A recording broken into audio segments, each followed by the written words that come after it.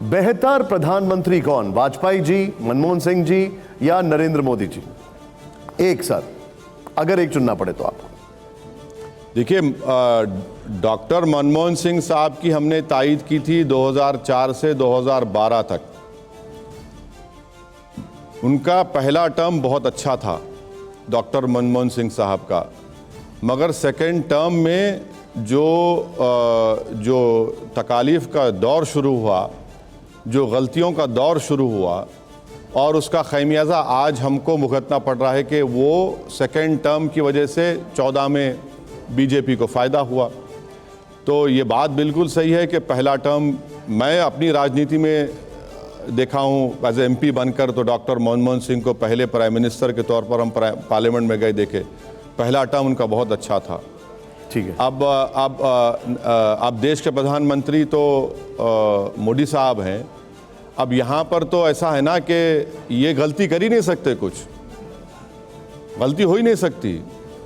जब वाजपेयी साहब जब वज़ीर आज़म थे तो एक ब्रिक्स की रिपोर्ट आई थी, ब्रिक्स गोल्डमैन सैक्स की रिपोर्ट थी, 2003 की बात है, जिसमें उस गोल्डमैन सैक्स की रिपोर्ट में कहा गया था कि भारत 10 साल के अंदर दूसरी या तीसरी बड़ी इकॉनमी बनेगा।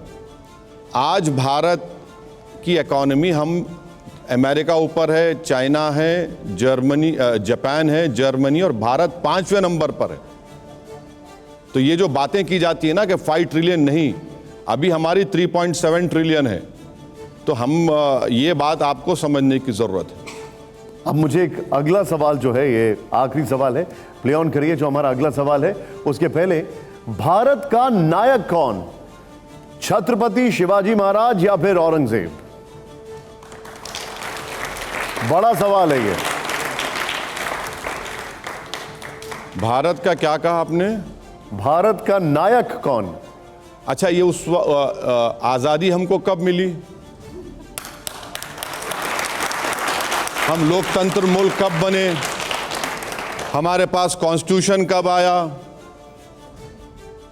कॉन्स्टिट्यूशन हमारे पास, देखिए सर, सुनिए, हमारे पास कॉन्स्टिट्यूशन कब आया? कॉन्स्टिट्यूशन हमने 1950 में अपने आप को दिया। आज़ादी हमको मिली 15 अगस्त 47 को। तो अब प्रॉब्लम आप लोगों में ये है कि आप इन नौजवान बच्चों को 400 साल पीछे ले जाना चाहते हैं।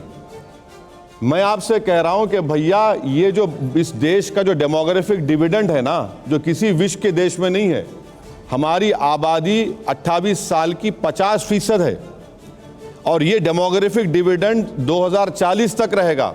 अगर हम इसको इस्तेमाल करेंगे तो भारत सुपर पावर बनेगा। सवाल ये है, सुनिए, सवाल है, एक मिनट ओवैसी साहब, एक मिनट, ये बच्चे किसको रोल मॉडल माने अगर इन दोनों की बात हो? मैं आपके सवाल का जवाब दे रहा हूं, और आपके सवाल का एक जवाब ये भी देता हूं कि छत्रपति शिवाजी महाराज मुसलमानों के कभी खिलाफ नहीं थे। ये आरएसएस और बीजेपी बोलती है। छत्रपति शिवाजी महाराज जब कल्याण पे कामयाबी हासिल की और कल्याण के नवाब की बहू उनके सामने पेश की गई, तो छत्रपति शिवाजी ने कहा कि ये इसको मैं देखना पसंद नहीं करूंगा, उसको इज्जत के साथ इसको वापस कर दिया जाए।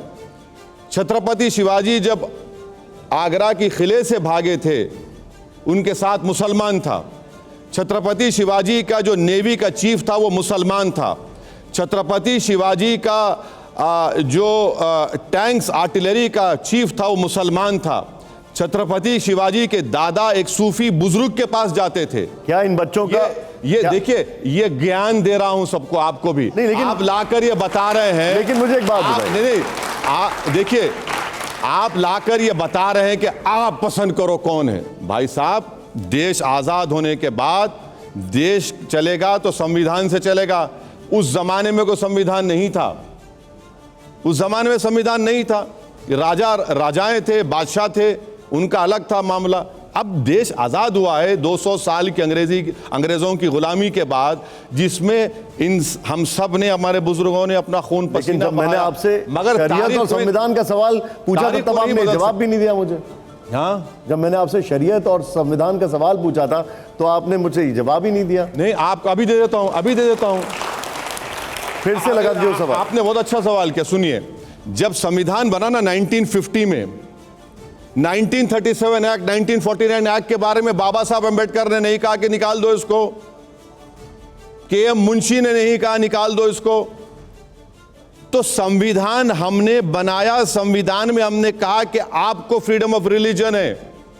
संविधान हमने बनाया और कहा कि तुम सिख रहो, अपने मजहब पर रहो, तुम मुसलमान रहो, इस्लाम पर रहो, तुम बुद्ध हो तो बुद्ध मजहब पर रहो, तुम किसी खुदा को नहीं मानते तो भी कोई बात नहीं, ये भारत है।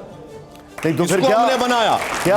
मगर बीजेपी ये करना चाहती है। नहीं, लेकिन मैं आपसे पूछ रहा हूं, अभी बीजेपी का नहीं सवाल पूछ रहा हूं, मैं पूछ रहा हूं आपके लिए संविधान है या शरीयत है? आपके लिए संविधान है या शरीयत है सर? हैं? संविधान या शरीयत? आपको संविधान चुनना है या शरीयत चुनना है? संविधान ही आपको फ्रीडम ऑफ रिलीजन देता है। संविधान ही आपको आर्टिकल 25 देता है, 26 देता है, 29 देता है, सुन लीजिए, 29 देता है, राइट टू इक्वालिटी देता है, राइट टू लाइफ देता है, ठीक है, आर्टिकल 19 देता है।